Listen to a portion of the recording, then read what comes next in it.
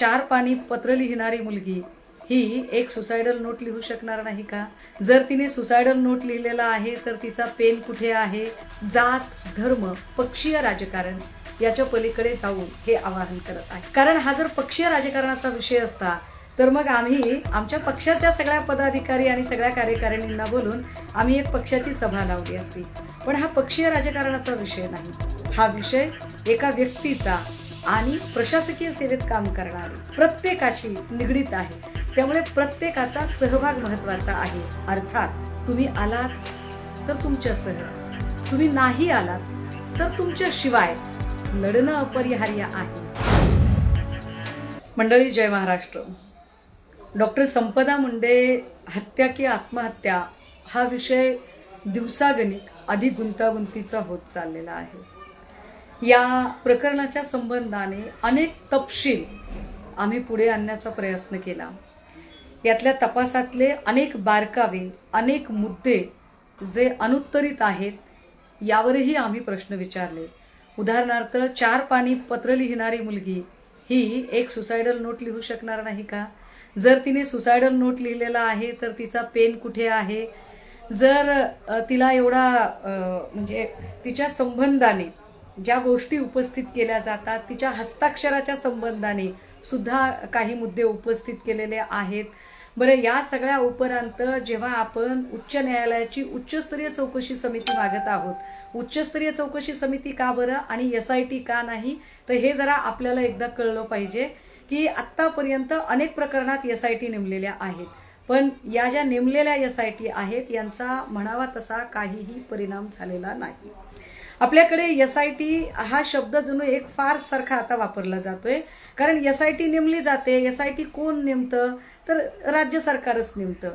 राज्य सरकारशी संबंधित व्यक्तींवर जर आमचे आक्षेप आहेत तर ते तपास यंत्रणा प्रभावित करणार नाहीत कशावरून, हा आमचा आक्षेप होता. पण तरी सुद्धा त्यांनी SIT नेमत आहेत वगैरे असं म्हणत भाजपच्या काही लोकांनी आभार मानायचे काल रतीब पाडला. मी काल एक पत्र माझ्या सोशल मीडियावर, ट्विटरला, फेसबुकला, इन्स्टाला पोस्ट केलेलं आहे. ते पत्र नीट वाचा. या पत्रात कुठेही SITचा उल्लेख नाही. या पत्रामध्ये स्पष्टपणे सांगितलेलं आहे की एका तपास अधिकाऱ्याची देखरेख करण्यासाठी नियुक्ती केली जावी. शब्द काय आहे? एका तपास अधिकाऱ्याची देखरेख करण्यासाठी नियुक्ती केली जावी. आणि हे आक्षेपार्ह आहे. बरं, ज्या तपास अधिकाऱ्याची नियुक्ती त्यांनी म्हटलेलं आहे, मुळात त्या तपास अधिकाऱ्याबद्दल सुद्धा अनेक आक्षेप आहेत.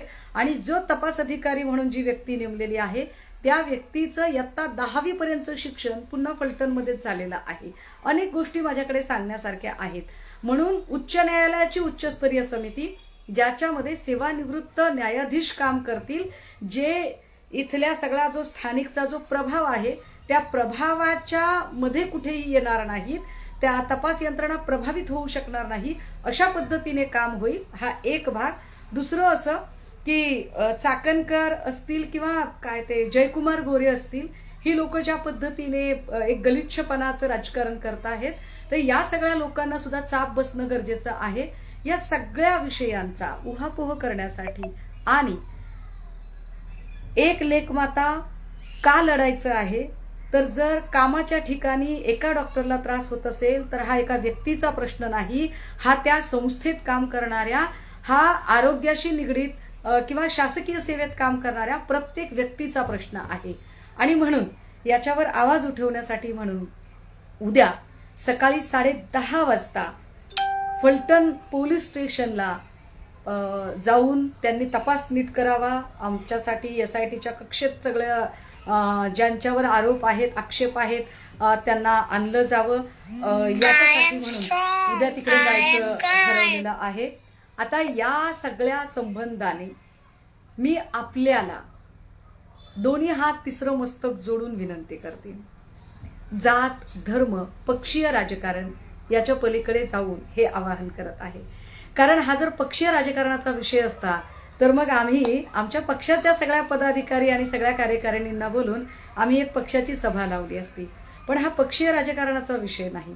हा विषय एका व्यक्तीचा आणि प्रशासकीय सेवेत काम करणारे प्रत्येकाशी निगडीत आहे. त्यामुळे प्रत्येकाचा सहभाग महत्वाचा आहे. अर्थात तुम्ही आलात तर तुमच्यासह, तुम्ही नाही आलात तर तुमच्याशिवाय लढणं अपरिहार्य आहे.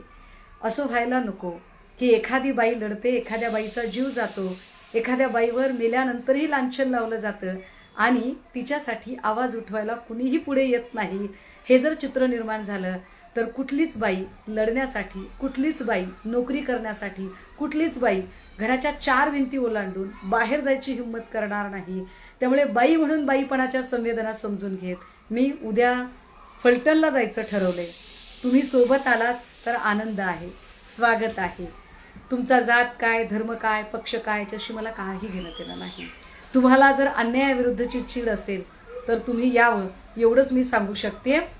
आणि हो, तुम्ही नाही आलात तरी सुद्धा मी लढायचं ठरवलेलं आहे आणि मी लढणार आहे आणि मी शेवटपर्यंत लढणार आहे. राहिला प्रश्न दादा, काका, ताई, मामा, भाचे, जे फलटणमधनं फोन करणारे लोक, ज्यांना असं वाटतंय की काही फोन केल्यानंतर माझ्यावर परिणाम होईल, माझी मानसिकता बिघडेल किंवा मी एखादा कॉल रेकॉर्ड करून व्हायरल करेल, तर काळजी करू नका. मी असं काहीही करणार नाही. मी बाईपणाचं विक्टिम कार्ड अजिबात खेळणार नाही. मी माणूस आहे. मी माणूस म्हणून छानपैकी लढेल. मी स्त्री, पुरुष, जात, धर्म, लिंग, पक्ष याच्या पलीकडे जाऊन काम करणारी आणि माणूसपणाचं मूल्य मान्य करणारी व्यक्ती आहे. त्यामुळे तुमच्या धमक्यांचं भांडवल करणे, त्यामुळे आपल्या सगळ्यांकडून अपेक्षा आहे की उद्या आपण या लढ्यामध्ये सामील व्हाल.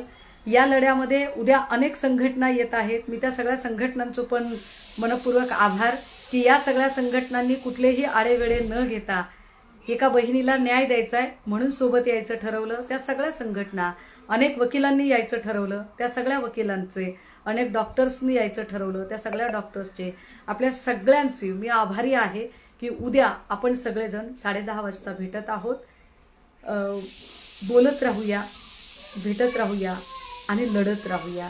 लढणं अपरिहार्य आहे. लढावंच लागेल.